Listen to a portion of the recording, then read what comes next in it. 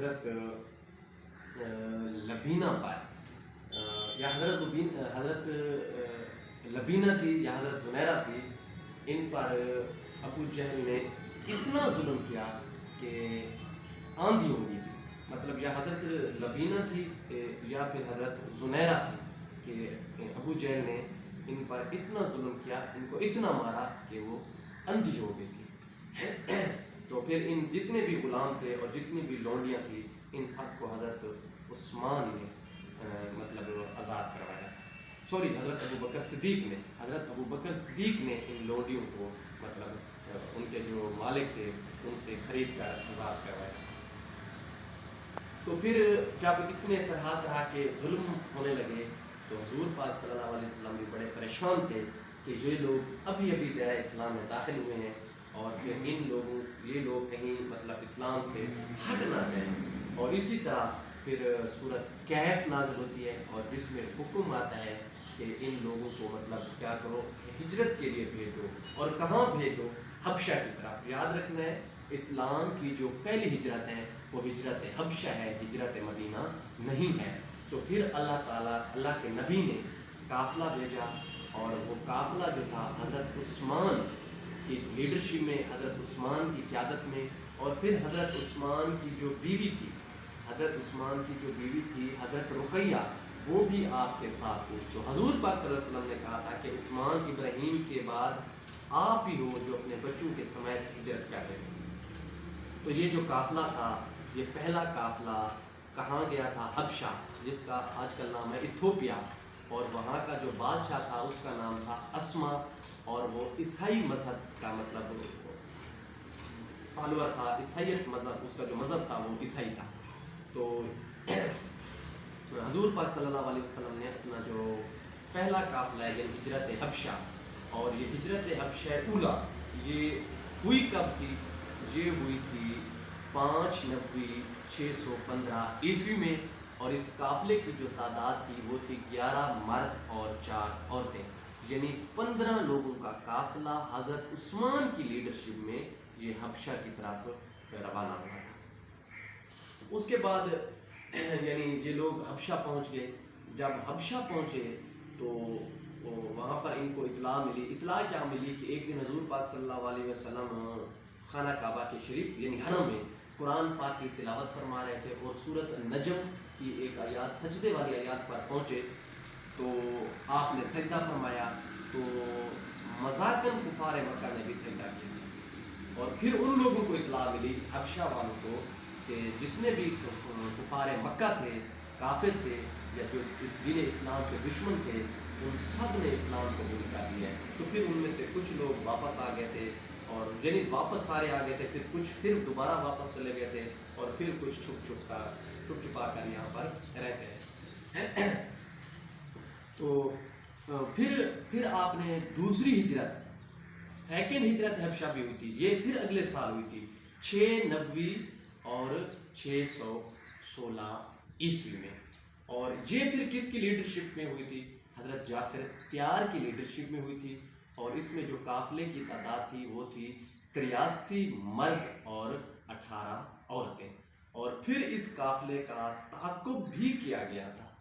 इस काफ़िले का मतलब ताक़ुब भी किया गया था, यानी इनके पीछे भी गए थे, और लेकिन इनका पीछा करने वाले नाकाम हुए थे, और ये लोग शीबा की बंदरगाह से मतलब इथियोपिया हबशा पहुंच चुके थे। और फिर इनका कुफार मक्का ने पीछा किया था, तोहफे वगैरह लेकर भी गए थे, और मतलब वहाँ के जो मजहबी पेशवा यानी पोप थे उनको इन्होंने बहुत सारे तोहफों से नवाजा था। और फिर अस्मा के दरबार में उस पोप ने सिफारिश भी की थी कि आप जो है ना इन लोगों को वापस भेज दें। और इन्होंने मतलब अपने दीन के, अपने आबाओ अजदाद के दीन को झुटला कर एक नया दीन अख़ज़ कर ली है, और एक नया मतलब लीडर अपना इन्होंने बना लिया है। तो फिर जो अस्मा था वो ईमानदार शख्स था, उसने कहा था कि मैं वन साइडेड कभी भी फैसला नहीं करता, मैं दोनों उस तरफ से सुनूंगा, फिर जो होगा फैसला करूंगा। और उसने अपने जो खादिम था उसको कहा कि इनको जो तोहफे लेकर आए हैं इनको आप रिटर्न करते हैं। तो फिर उन्होंने हज़रत जाफ़र त्यार को बुलाया, और हज़रत जाफ़र त्यार से सारा मतलब जो उनकी हज़रत जाफ़र त्यार से मतलब उन्होंने सारी कुछ मतलब पूछा उनसे।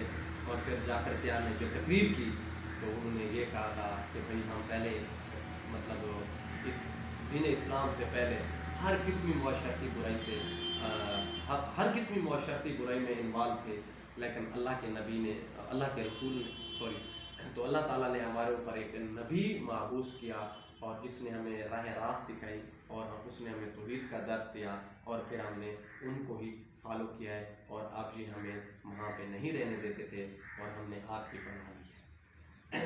तो फिर उन्होंने कहा, जब हज़रत जाफ़र त्यार ने उनको मुतासिर कर लिया तो फिर उन्होंने कहा कि ये हज़रत ईसा के बारे में भी इनका जो पॉइंट यानी नुक्ता नज़र है वो भी कुछ ठीक नहीं है।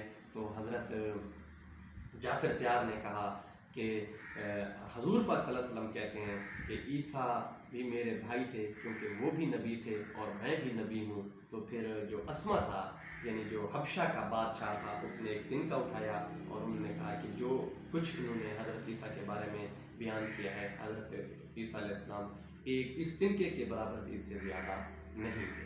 और फिर इनका जो मतलब जो लोग गए हुए थे कुफार मक्का के वो नाकाम वापस लौटे थे और हसन जो अस्मा था उसने उनको मतलब वहीं पर पनाह दी थी। फिर हिजरत के बाद वो लोग थोड़े थोड़े करके मदीना तशरीफ लाए थे।